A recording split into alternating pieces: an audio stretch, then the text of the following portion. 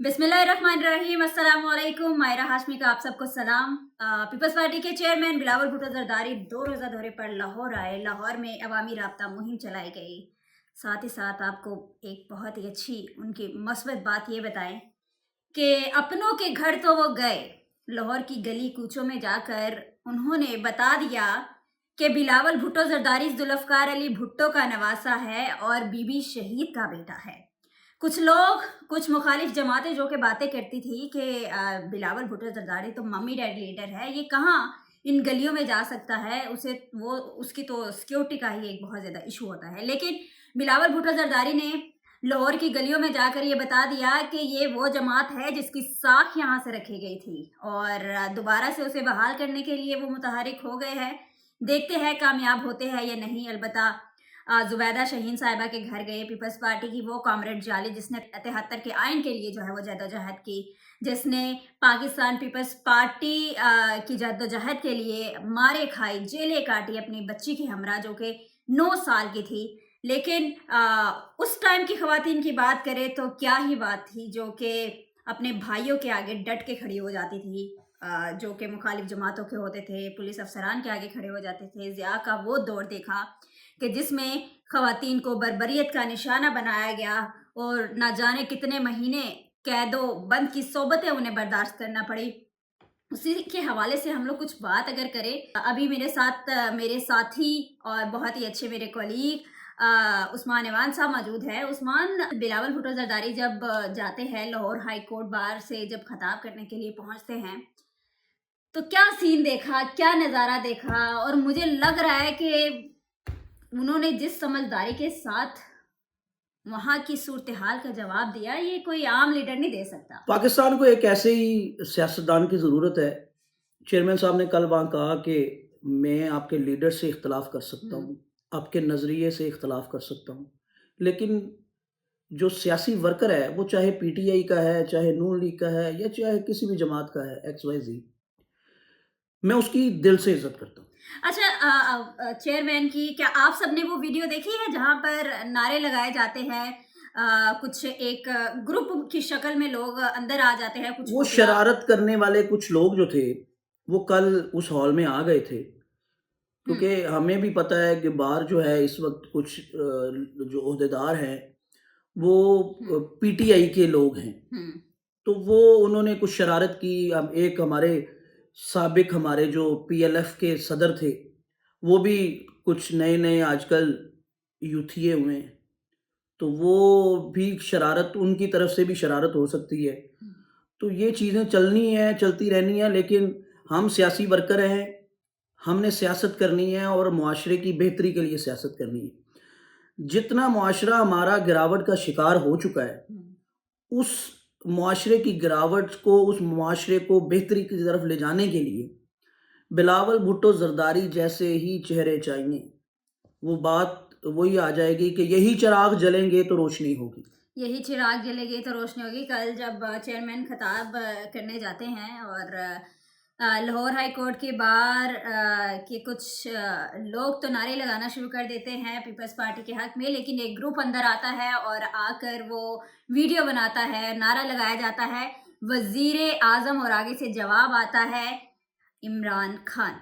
तो खैर ये नारे कुछ टाइम के लिए लगते रहे, चेयरमैन पीपल्स पार्टी के हंसते रहे और फिर जब वो आते हैं अपने डाइस पे खिताब करने के लिए तो उन्होंने क्या लाजवाब जो नहीं, है वो शाइस्ता लफ्ज़, शाइस्ता अंदाज में। हाँ, अच्छा जी। मोहब्बत भरे अंदाज में सियासी और वर्कर उन्होंने को दिल एड्रेस किया दिल जीत लिया उन्होंने, हाँ, और उनका नहीं। उन्होंने उनसे ये भी कहा कि आप लोगों की ज़रूरत है हमें। हाँ। और आप लोग, अगर आपके लिए भी कोई खड़ा है आज, हकीकत ये है कि पीपल्स पार्टी नहीं चाहती कि इस मुल्क में दोबारा कोई जुल्फ़िकार अली भुट्टो बने, हम्म। इस मुल्क में दोबारा कोई बेनज़ीर भुट्टो बने, हम्म। इस मुल्क में दोबारा कोई आसिफ अली जरदारी बने। क्यों कि इस मुल्क में जुल्फ़िकार अली भुट्टो तख्तादार को चूम के तख्तादार पर लटका दिया जाता है। और चेयरमैन साहब ने कल एक और बात कही कि हमेशा यहाँ पे जो हैं जालिम आते हैं, और मैं पहला एक ऐसा बंदा हूँ जिसके साथ اس ادارے نے ظلم کیا ہوا ہے. ایگزیکٹلی. لاہور ہائی کورٹ میں اسی کھڑے کی ہو کے مدد انہوں نے لینے کہا کے کہ لیے. یہی ججز جو ہیں انہوں نے پھانسی پہ چڑھایا ہم.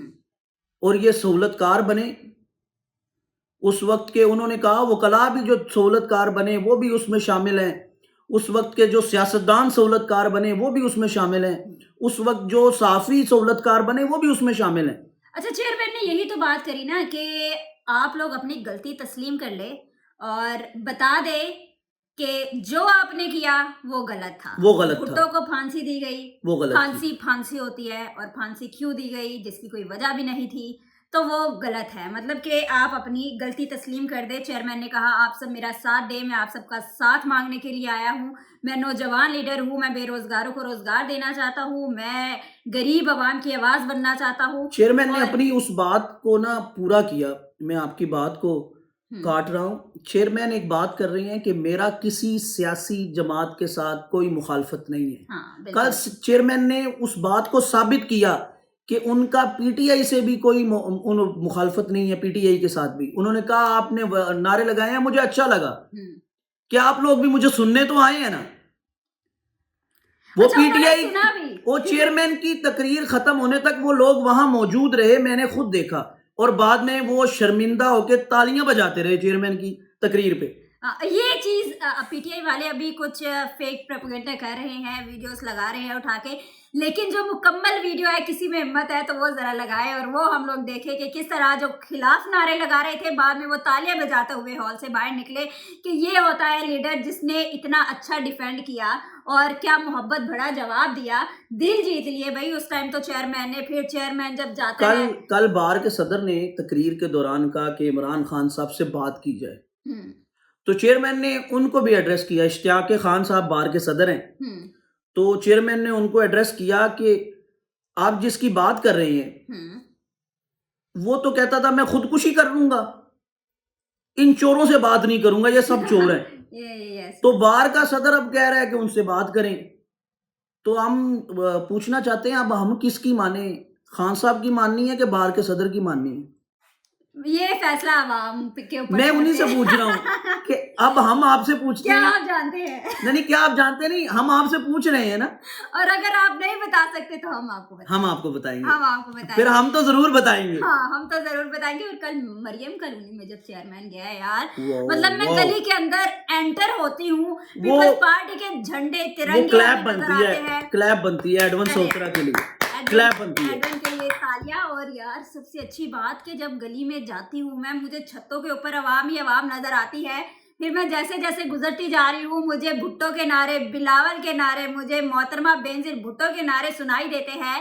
اور لوگ مطلب عید کا سماں بنا دیا. ایسے ہی تھا. بی بی کے بیٹے لیاری جو تھا وہ مریم کالونی لیاری کا منظر پیش کر رہا تھا.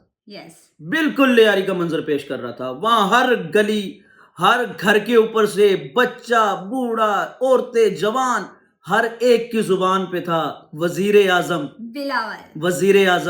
بلاول. ایگزیکٹلی. اور آپ کو یہ بھی بتاؤں کہ چیئرمین اتنا خوش ہوا, اتنی عوام, مطلب وہ جلسہ نہیں تھا, وہ کچھ پری پلان نہیں تھا, صرف ایک ملاقات تھی, تعزیت کے لیے گئے تھے. اور عوام نے کیا چیئرمین کا استقبال کیا بھائی, واہ بھائی واہ, تالیاں ہونی چاہیے. اور ایڈون نے تو کمال کر دیا. اور میں نے اسپیشل انہیں مبارکباد دی کہ بھائی آپ نے ہمیں بتایا بھی نہیں اور جلسہ کر دیا آپ نے. ایسے ہی ہے. وہ جو منظر کشی ہوئی ہے اس کی اور جو تصاویر آئی ہیں میں ضرور عوام نے خود بھی دیکھی ہے اور میں خود بھی جو ہے وہ آپ سب کو دکھاؤں گی. اور مجھے لگ رہا ہے کہ کچھ سرپرائز مل جانا ہے. نہیں, پیپلز پارٹی انشاءاللہ تعالی سرپرائز دے گی, انشاءاللہ سرپرائز دے گی.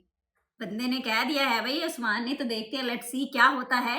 البتہ چیئرمین پیپلز پارٹی بتا رہے ہیں کہ میں نوجوانوں کو موقع دینا چاہتا ہوں. تو کون کون ساتھ دینا چاہے گا پیپلز پارٹی کے چیئرمین بلاول بھٹو زرداری کا؟ ہم سب کے اوپر اعتماد کرتے ہیں, لیکن میں یہ ضرور کہوں گی کہ ایک مرتبہ جو ہے وہ بلاول بھٹو کے اوپر اعتماد کریں, یقین کیا جائے. اور ہم ہمیشہ ہمیں موقع دیں, ہم آپ کی خدمت کرنا چاہتے ہیں, بس موقع دیں.